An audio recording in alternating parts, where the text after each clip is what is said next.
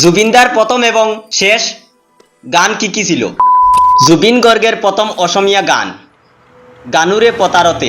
গানুরে পথারতে শস্য খিসনা ভাগর কোনো গান মই 13 বছর বয়সে তিনি এই গান প্রথম গেয়েছিলেন এবং 1992 সালে গানটি অনামিকা অ্যালবামে আনুষ্ঠানিকভাবে প্রকাশিত হয় এবং 2006 সালে গ্যাংস্টার হিন্দি সিনেমার অন্যতম গান হলো ইয়া আলী, তিনি এই গানটিও গেয়েছিলেন, যার জন্য তিনি দেশবাসীর কাছে জনপ্রিয়তা লাভ করেছিলেন। দ্বিতীয় অসমীয়া গান গেয়েছিলেন তুমি জানু পরিবাহুন।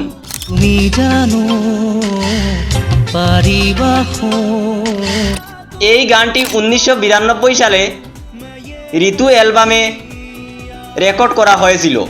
এবার শুনুন মৃত্যুর কয়েক মাস আগের গানটি। 2025 সালের 22 অগাস্ট নীলিময় নীলা হয় এই গানটি Yoddha the warrior of life সিনেমায় প্রকাশিত করেছেন।